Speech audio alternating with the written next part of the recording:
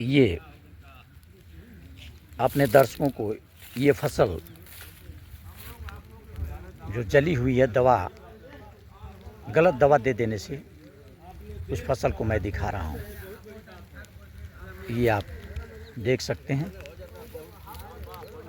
और 1 बीघे थोड़ी सी नहीं है, यह 1 बीघे की फसल है जो गलत दवा देने से जल करके खाक हो चुकी है।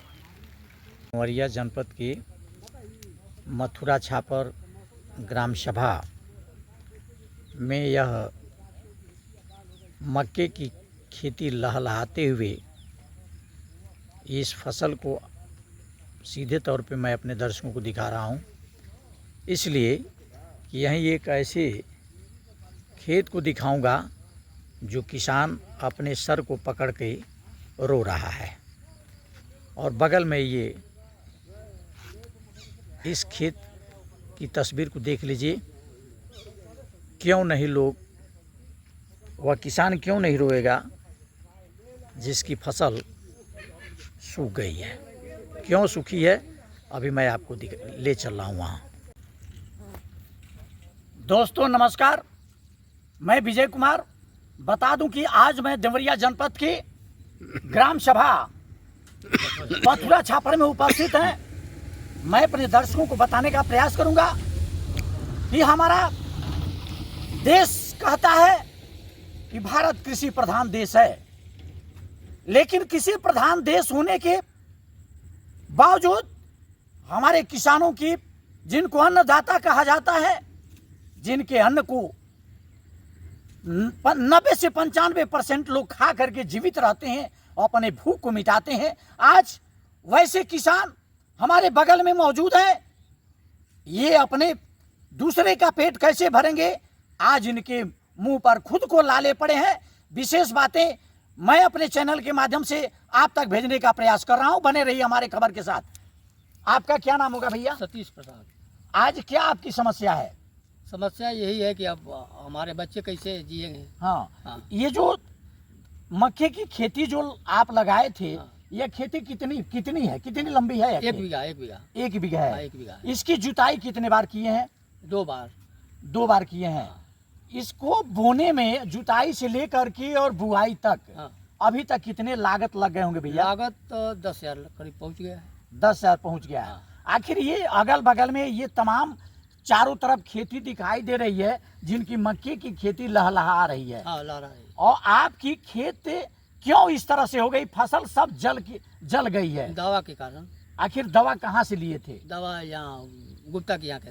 तो आखिर अन्य जो खेतों में दवा डाले गए होंगे, बगल में भी दवा डाले गए होंगे, लेकिन आपके खेत जल गए, आखिर क्यों?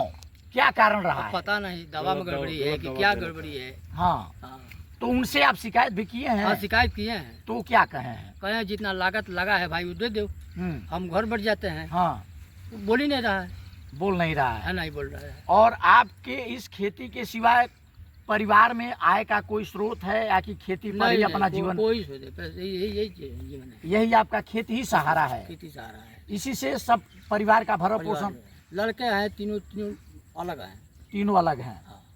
आपका मतलब मुख्य व्यवसाय, मुख्य जो रोजी रोटी का सहारा है, यह मक्का ही था? यही है। तो अब तो ये जल करके खाक हो गया चाचा। तो फिर आप गुजर बसर कैसे करेंगे? कैसे आपका भरण पोषण चलेगा? कैसे चलेगा? अब वही सरकार के मांग करते हैं कि सरकार हमको न्याय दिलाए। सरकार न्याय दिलवाए। आपका क्या नाम होगा? सतीश प्रसाद। सतीश प्रसाद। ये दोस्तों बता दें कि ये रहे सतीश प्रसाद। मैं बता दूं कि डॉक्टर से दवा मांगा जाए बुखार की और डॉक्टर दवा जहर दे दे तो वह व्यक्ति कैसे जीवित रहेगा? ये एक बहुत बड़ा सवालिया निशान खड़ा होता है कि बीमारी कुछ और हो और दवा कुछ और दिए जाए तो वह व्यक्ति कैसे जिंदा रह सकता है? ठीक वही इनके कथनानुसार इन्होंने खरपात की दवा मांगा, लेकिन जो यह विक्रेता है, खाद बीज का जो विक्रेता है, वह गलत दवा देने के कारण आज इस बेचारे की लहलहाती हुई इस मक्के की खेती जल करके खाक हो गई है। जबकि जो इसमें घासें हैं वो सब की सब घासें एकदम जिंदा दिखाई दे रही हैं। इस ग्राम सभा के एक हमारे और शिक्षक हैं जो गुरुजी इधर थोड़ा दिखाने का प्रयास करेंगे कि इनका क्या कहना है इस विषय में। चूंकि गांव की दर्जनों लोग यहाँ उपस्थित हैं और कहीं ना कहीं सभी लोगों को पीड़ा है कि इस गरीब बेचारे का यही एक सहारा था, इसी से अपने परिवार का भरण पोषण करते थे, नमक रोटी का काम चलता था। लेकिन वह लहलहाती हुई इनकी यह जो मक्के की खेती है जल करके दवा के दुष्परिणाम से जल करके खाक हो गई है। इस विषय पर एक हमारे बगल में सज्जन है, इनसे भी जानकारी लेना चाहेंगे। भैया क्या कहेंगे इस गरीब आदमी का एक खेत की जो फसल है जल के खाक हो गई है। जी बहुत बहुत धन्यवाद आप लोगों को जी, हम लोगों के बीच आप पहुँचे। जी, सबसे बड़ी बात है कि किसान का मुख्य काम जो है खेती से ही चलता है। खेती के आधार पे हित नात रिश्तेदार सब लोग आधारित रहते हैं। हाँ, और आज की स्थिति यह है कि अब ये खुद अपने खाने के लाले पड़े हुए हैं और कम से कम 12 लोगों का 13 लोगों का परिवार इनके पास है। बता रहे हैं सर 1 बीघे हमारी ये खेत है। जी जी 1 बीघा है। हाँ, और आज की स्थिति यह है कि अब ये इनके पास इस सीजन में तो कुछ होने वाला नहीं है। हाँ, हाँ, अब ये बिना मजदूरी, अब मजदूरी करने लायक उम्र भी नहीं बची है, हाँ, हाँ, तो मजदूरी भी नहीं कर पाएंगे और खेती की स्थिति यही है, कुछ निकल नहीं पाएगा। हाँ, तो अब हम लोग चाहेंगे कि सरकार से जो भी व्यवस्था होती है इस बेचारे किसान के लिए हाँ, मदद करें, जिससे इनका भी भरण पोषण चले, इनके परिवार के लोगों का भरण पोषण चले। हाँ। यदि इस खेत में गलत दवा नहीं दिया गया होता और सही से यदि खेती अपने रूप पे आई होती तो लगभग कितने की आय हो लगभग जाती? हम लोग का ये खेती का ये होता है कि मक्के की खेती से लगभग 70 किलो 80 किलो के आसपास जो है प्रति कट्ठा के हिसाब से आता है। हाँ, यानी लमसम 16-17 कुंटल जो है इनका मक्का की खेत मक्का होता। हाँ। आज का जो रेट भाव है हाँ, करीब 30 या 32 हजार से ऊपर का हो जाता है। इतना व्यवसाय इनका हो जाता है हो इस जाता खेती से। हाँ, एकदम आराम से हो जाता है, परिवार भी कुछ चल जाता है। हाँ, जैसे हुआ रहता है तो कहीं और खा के तो जाएगा मजदूरी करने के लिए आदमी। हाँ, हाँ, अब खाएगा नहीं तो मजदूरी करने कहाँ जाएगा। तो स्थिति ये है न मजदूरी करने लायक बचे और खेत की स्थिति है कि जीरो हो गया। दुकानदार से कहने जाते हैं तो दुकानदार चुपचाप वो लगता है कि उनके कान पे जू रेंग गया है, कुछ सुनते ही नहीं है। अब आज 20 दिन से उसके पीछे पीछे दौड़ रहे हैं और खेती जो है नष्ट हो गई पूरी। अब इस समय मौसम की स्थिति है कि न नया बोया जा सकता है, अब पुराना खत्म हो गया। आज समय बीत रहा है। समय बीत रहा है। अब 10 दिन से 15 दिन के बाद सिक्का आएगा, बाल आएगी, तो वो बाल लोग काटेंगे और ये बोने जाएंगे तो क्या होगा।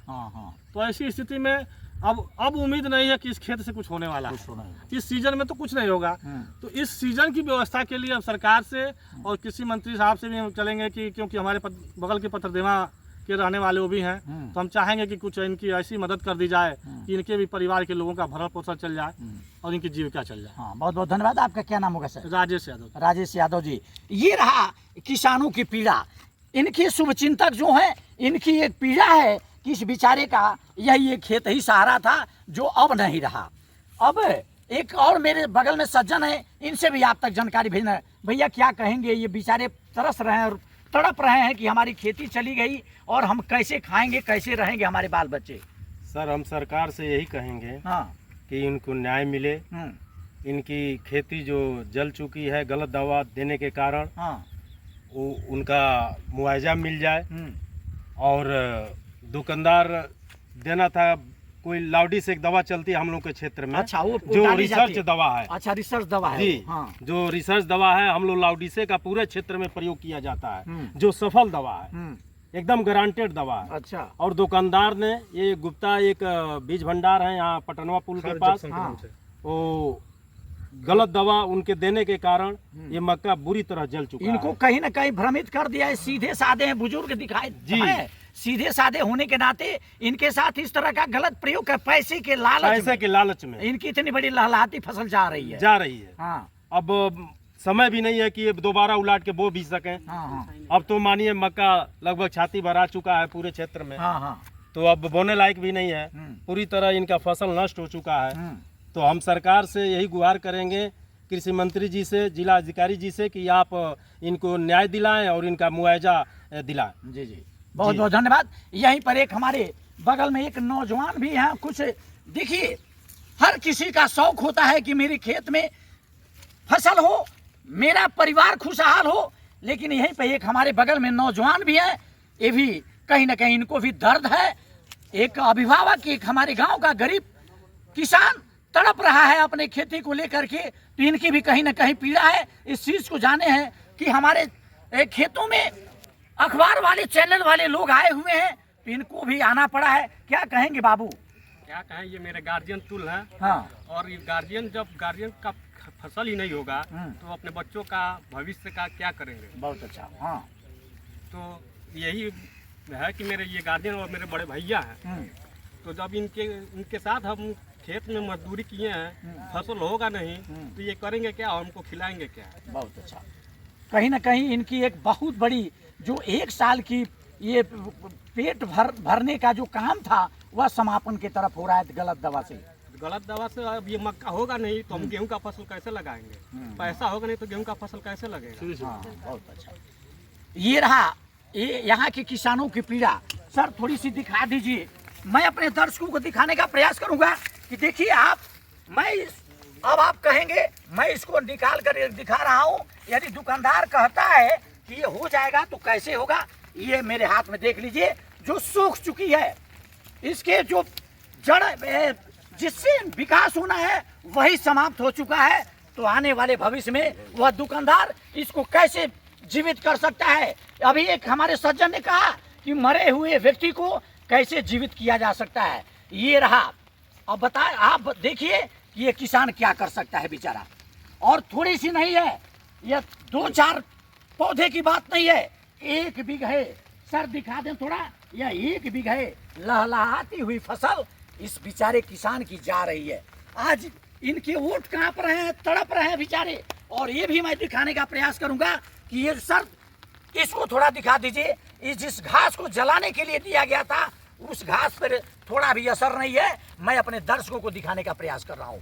कहीं ना कहीं निश्चित तौर पे आप इस किसान के साथ बदसुल्की की गई है। और मैं निश्चित तौर पे अपने जिले के जिलाधिकारी महोदय से मांग करना चाहेंगे कि महोदय, इस गरीब अपने पैसे को 1-1 पैसा अपने पेट को काट करके इकट्ठा करता है और खेती के बल पर अपने जीवन और अपने परिवार के भविष्य को संवारने का काम करता है, उसकी खेत आज जा रही है। निश्चित तौर पे इस खेत का निरीक्षण किया जाए और उस संबंधित जो दुकानदार है उसके ऊपर कठोरतम कार्रवाई किया जाए, नहीं तो कितने खेतों के भविष्य को खराब करेगा वह। और कृषि मंत्री महोदय से भी मांग करना चाहेंगे कि महोदय आप बगल के हैं, निश्चित तौर पे इस गरीब किसान की मदद होनी चाहिए, जिससे इस बेचारे का भरण पोषण चल सके, इनके परिवार खुशहाल रह सके। जय हिंद, जय भारत।